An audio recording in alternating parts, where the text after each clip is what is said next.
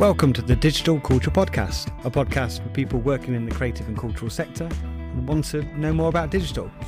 I'm your host, James Akers. Welcome to the second episode of the Digital Culture Podcast.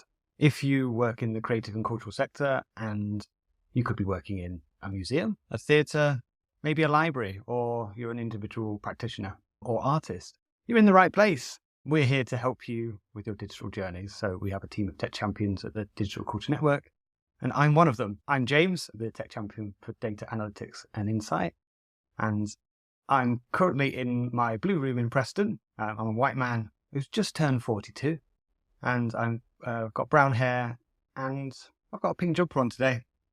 And my guest today is part of the 1982 crew. It's Ollie Couling, our strategy tech champion. Hello. I am Ollie Couling, the tech champion for digital marketing and strategy, also 42 and wearing a rather fetching woolen black cap and a blue shirt. And I'm a white male. Looking very dapper today, huh? I made an effort for you, James. You say. And whereabouts in the country are you based, Ollie? Sat in my house in Bristol. Brilliant. And we're recording this on the 13th of December, 2024. So it's the end of the year. And preparing for next year, a great person to speak to is Ollie, because it's all about strategy. So thinking about your year ahead and the things that you might want to plan. That's where Ollie comes in. That's what we're going to talk about today. So I thought what we could start off with is firstly, describing what your role is as a tech champion and the kind of support you help people with. And then we can go on to the scary word of strategy. It's not a scary word. It's a great word. Tech champions, we are a bunch of very passionate individuals who are here to support you realize your ambitions, whatever they may be. I guess day to day, the majority of work we do is one-to-one support with organisations across England.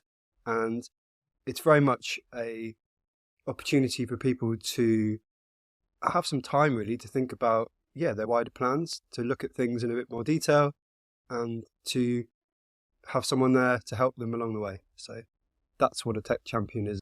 And how long have you been with the team now? I have been with the team for coming up to 3 years. So I think I've nearly hit 500 cases. So it's quite a lot of time speaking with people and getting to grips with this and understanding what it means to do this role.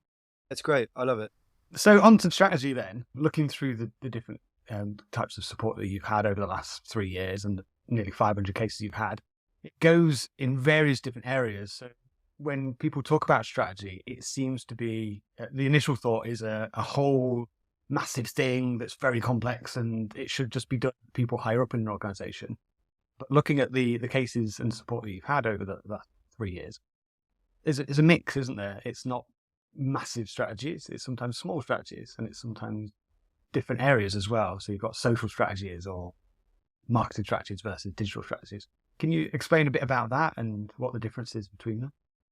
So I guess in a nutshell, a strategy is simply just a way to move from A to B in the most effective way, deploying your resources to have the biggest impact and to position yourself in a place of opportunity.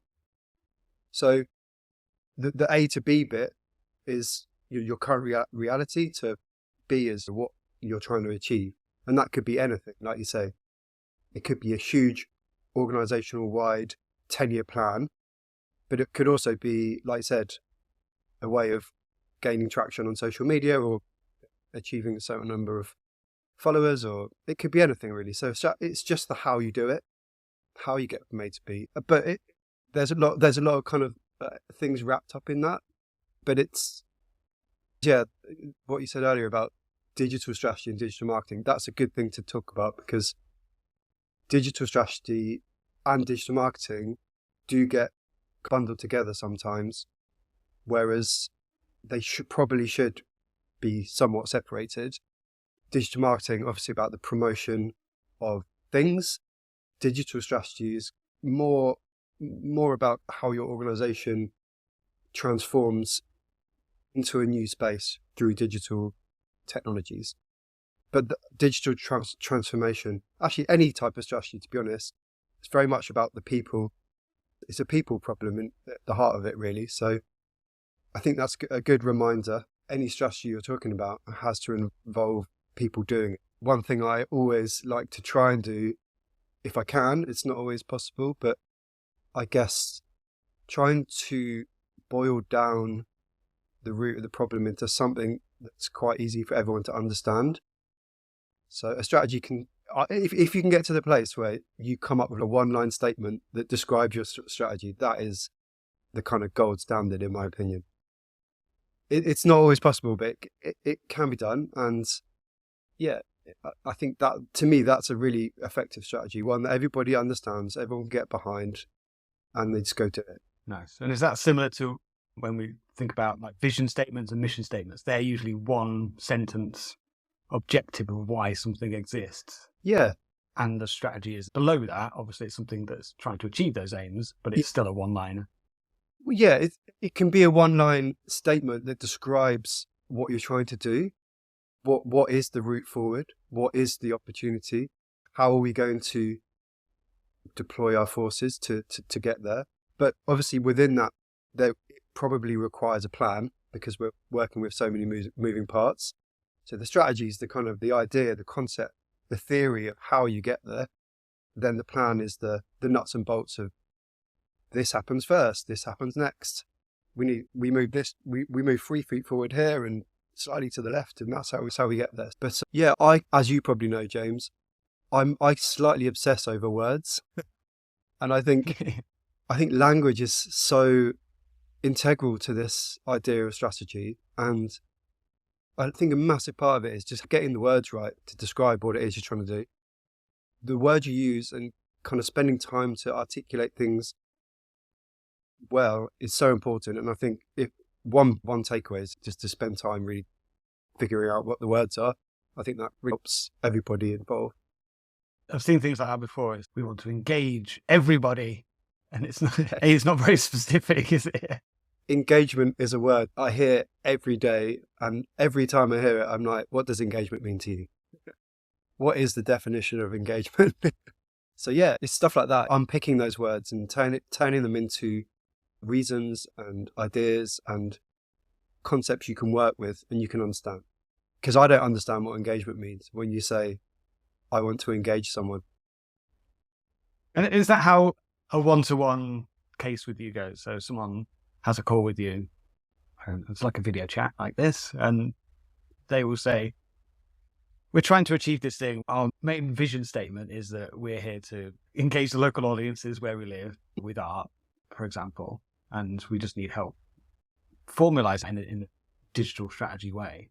I think probably there are many organizations who have a really strong and clear vision and mission, and they just know what they want to do, but they just need help figuring out how within their capacity and their resources, or if they've hit a bit of a sticky area and they need help getting over that hurdle. That's a big part of it. But I do find that quite a lot of the time people come to me with a specific problem or a specific idea of what they want. But actually, if you start asking questions, just asking why are you doing it, you can quite quickly understand that perhaps what they think they need isn't what they really need, or what is going to be the most beneficial to them. Quite a lot of cases are about, I need to increase my social media followers. And it's just, the first question is why? What's the outcome that will have? So when you start asking those questions, you get back to the start and you understand that there are other things that need to happen as well. And there are bigger picture opportunities or problems that need answering alongside that idea of also just increasing your followers. So that's a big part of what I do. I guess it's challenging people, actually. And yeah, a lot of what I do is just to challenge some of these ideas. And I do find that can be difficult sometimes, but most of the time people really appreciate being challenged. And if you do point out these like sticky things, it really does make people think and answer their own problems. And that's what I'm trying to do every day, is not answer the problem. I don't know what you do every day. I'm just here to point some stuff out. So if I can do that, I feel like that's a successful interaction. Going back to the beginning when you talked about what is a tech champion, I think if anything, we're like space holders. We hold the space for people to figure stuff out for themselves. Obviously, there's technical things, like probably you're much more technical than me. I'm all kind of hippy dippy blue sky thinking most of the time. But yeah, just holding the space and unlocking these, like this kind of tunnel vision that often people find themselves in is, I think, quite a lot more what I do, I think, actually. Yeah, there's a lot of channeling that goes back to you when we speak to people. So like my area, as you say, quite technical in a lot of ways, a lot of the technical elements of marketing and setup and integrations and all those kind of things. And some of those things are right to do. They're fundamental things that everybody should do, getting your house in order in that way. But sometimes we do get people come in and they want to achieve something really specific. And when we ask a question and going, how does that tie back to your vision statement and how you exist? Why are you going down this channel? And the response is, oh, either my boss told me to, or we thought it was the right thing to do. And that's where sometimes it's worthwhile to put them in touch with you to then have that discussion. And it can be people lower down in the organization. So people that are doing the actual, the graft. And it doesn't have to be people right up at the top. It doesn't have to be the leaders, because it does help, doesn't it, to have that discussion about how you can take something back to senior leadership. Yep. And help the organization improve in that way. Yeah, I think that's a really good point. When people come to us and have to communicate plans upwards to their seniors, I think a big part of the job that needs to be done there is around turning these strategies into something that feels real. So creating that narrative. And I think that's where me and you link quite a lot in our specialisms, is you're the data guy. The data is there to tell this story, to create that narrative. And I suppose my job is to help people make the strategies feel real. So what is the benefit? Why are we doing it? What's the purpose? What's it going to achieve? And what kind of impact is it going to have more widely, not just on your specific area? And it's also really good if we can have meetings where the manager and the director are both on the same call together. I can see the benefit of that, and I feel like there's a better understanding of each other's challenges and each other's expectations as well when you're talking about things together. And I love doing those calls where there's more than one person on the call. I think it's really helpful. They can be one to many with these calls. Some people, when they're booking in with us, they're like, oh, can I bring my colleague along? Yes, absolutely. Yeah. We love it when that happens. Yeah, I'd always encourage more people to come. Zoom and Teams are so easy to facilitate that. But yeah, definitely. And I love an in-person workshop, actually. We can't do them all the time, but whenever we can, I do try and get out and about and get in a room with people. I think a lot more can happen in the time that way. Writing things down, sticking up loads of post-it notes. Things that you've had 500 cases, are there any top tips that you would like people to think about when it comes to strategy? I guess this might be an observation rather than a tip, but I'd say if you're doing things and you don't know why you're doing them, my advice to you would be just to stop. That's my tip.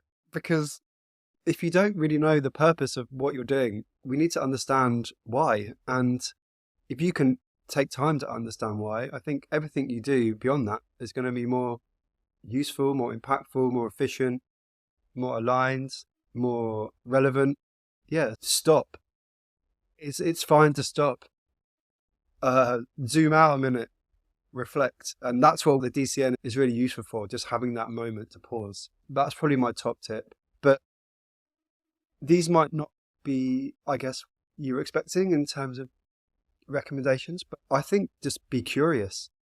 I think strategy people are like asking difficult questions and like challenging and asking why. Be curious, always. Ask lots of questions. Follow tangents. I guess strategy people are like detectives in a way. You pick up a clue and you're like, oh, what does that mean? That's interesting. Let's go down that rabbit hole for a little bit. Let's explore that idea. That comes from curiosity, I think. And try things. Take risks. I'm going to hark back to a workshop we were both at recently while over in New York, which was amazing. With a guy called George, gave an amazing workshop about risk. And the thing that sticks with me about taking risk was he said, what's the risk if you don't do it? And I love that. I've been thinking about that ever since. It's burnt in my mind now. Yeah, what is the risk of not doing it? If you're ever worried about trying new things, ask yourself the question, what is the risk if you don't do it? And I think that really opens you up to exploring new ideas. I think there is a bit of a myth or a bit of a kind of attitude in marketing generally around data. And this is probably going to be completely against your ideas, James, but I'm going to go with it anyway. But I think data is the enabler to something. It's not the answer to something. So, like exploring that idea a little bit, we have all this data, all this historic data. It's great. It helps us make decisions, but it shouldn't be the thing that makes the decision. It should be the thing that kind of starts the conversation or creates a hypothesis or you use to make some assumptions. The assumption making, the kind of hypothesis making, that's the strategy bit. The data is there to help you shape your decisions, not to tell you what to do. Because if you think about that logically, if you're only working on data from the past, that's creating its own kind of feedback loop in itself. You need to go out there. You need to think of new things and get creative. So, yeah, I went on a bit of a rant there, but be curious. I completely agree with you with the data stuff. There is so much historical data, and obviously the last 5 years have been all over the place when it comes to certain things as well. But it gives you a benchmark, and that's the most important thing. If you've got a benchmark with some of the things that you're trying to achieve, at least you can see if things are either improving or not. And that's something to use within all the different strategies that you to do. Yeah, adding to that as well, like the idea of goals. I think goals in strategy and objectives do worry people often. And I say this a lot in calls actually on support cases, is the goal is really just a kind of marker for you to aim for. The benefit of having one is that sets you up for checking in on yourself and checking your homework. So the goal really just allows you to create a process for you to understand if things are working or not. I've worked in so many organizations where the goalposts change every month. And actually, if you think about it, goal is never enough. When you hit that target, there'll just be another one after that. So it's not about the goal, it's about the process, I think. I can understand where like a certain financial goal is obviously important. Yes. It needs to be paid. Yeah. But other things when it comes to other areas of strategy. Completely. Linked to what we were just saying about objectives and goals, there are certain frameworks that you use and share with people when you're speaking to them. Would you like to talk a little bit about those? Frameworks are super important. They're really helpful to visualize what it is you're trying to do. I guess with stuff like that, I keep changing the ones I use often, but I was a big fan of the theory of change model for a long time. I think it's great when you're starting out from scratch to understand, kind of work backwards from the impact or the vision, think about what the outcomes are, and then understand what has to go in order to get the output you need. That's the theory of change is like a kind of linear way of thinking about your strategy. And the strategy is what comes at the very beginning to feed the input that creates an output that achieves the outcome that realizes the vision. So theory of change is a great model for anyone thinking about very long-term objectives and thinking about impact and change over a long period of time. So I'd highly recommend looking into that theory of change. It's quite often like a very businessy tool, but I think it can work really well for marketing people, because what I think it does, the power of using it for marketing, is that if you can understand what the outputs are that you need to create or produce in order to have the outcome you want, what that does is it actually generates some really good, salient, powerful, potent messaging, because you really know what you're trying to achieve. It's really focused. Mm-hmm. So in terms of then creating a message that goes back in front of the eyes of the people, the right people, it's like very direct. So I like it for that reason. The objectives and key results model is good. I think it's really simple and really neat and tidy. So that's just basically, you have an objective, which could be, I'd like to do this thing. And then you put the key results of what it takes to do that underneath. Then underneath that, it's like just a list of activities and initiatives that you think you need to put in place in order to realize or to meet those goals. So that's a nice, tidy one. Useful for writing a strategy document. I think they're quite nice to include in a document. I use the Moscow prioritization tool a lot. I find that really useful. It's quite simple. Moscow stands for must have, should have, could have, won't have. So it's a way of quickly prioritizing lots of things. And this is very common. Say you're the marketing manager and you've been asked to look after comms, paid social, organic social, email newsletters, all of these things at once. If there's a goal and you need to quickly figure out what my priorities are for the next month or 6 months, you could drop them into these buckets of, we must have this because without it, it won't work. We should have this because it has benefits. We could have this if we have enough time. We don't need this because actually everything else is enough. And I like to use that model alongside the idea of the 80-20. So 80% of your power often comes from 20% of your activities. So that's an interesting concept to think about. And it's strangely true, I think. It often works out that way. So if you can find where the power's coming from, that 20% of your time, if you can lean into that, make more of that, then you naturally get more power from doing kind of almost less. I did do a webinar about that. Yeah, it was good. Speaking of which, aside from the one-to-one cases that you have and the way you support people individually, you do webinars and resources as well and articles. So you've had a recent one about content strategy development, so aligning your content with the marketing funnel. That was really interesting. I know you love a funnel, James. I love a funnel. And do you know what? That webinar was very much adding to your webinar around why are you measuring that, which was looking at funnels. So it was a part 2 from your one. And yeah, the marketing funnel is great, particularly for content, I think, for planning your content. I guess to summarize what that does, the marketing funnel is a way of creating a process or a plan that takes people who are unengaged with you or do not know about you through to some sort of conversion. So that conversion could be anything. It could be clicking a button on a website. It could be buying a ticket. It could be signing up to a newsletter. It can be anything. But it's the process and the kind of touch points that you put in place to nudge someone along from being completely unaware to being a customer. Yeah, because it takes multiple interactions to get to that stage, doesn't it? Yeah, completely. I think Nick and Katie said this in the previous podcast, but there's this expectation that you put a message out or put an advert out and expect someone to just instantly act. But it doesn't work like that. People need warming up.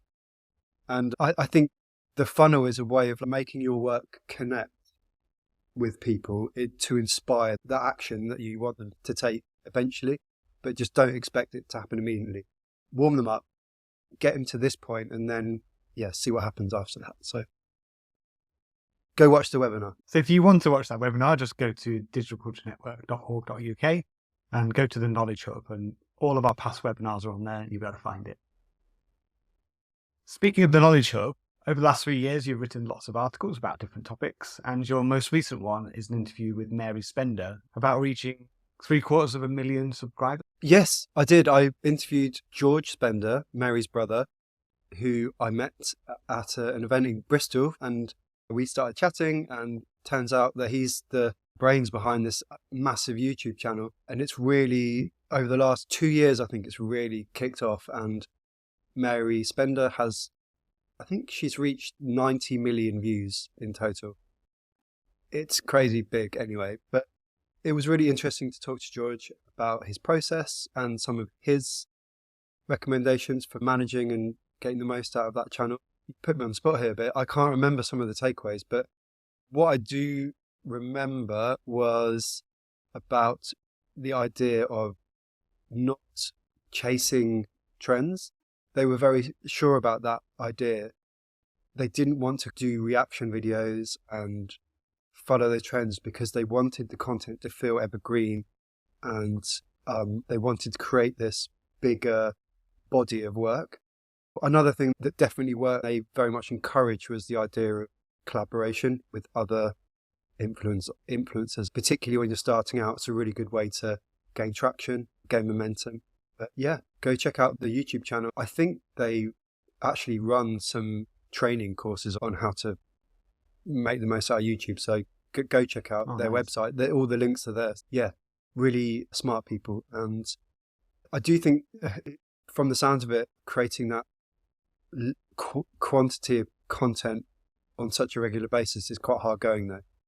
So I think Mary's built a team around her to basically make her life as easy as possible, so she can just do the content, worry about that, and all the other stuff is taken care of.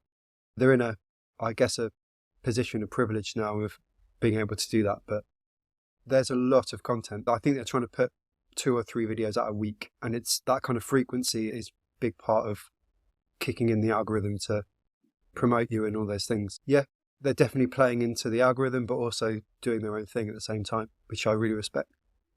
I'd like to do more of those articles, actually. I think it's good for us to be the people asking the questions rather than telling people what to do.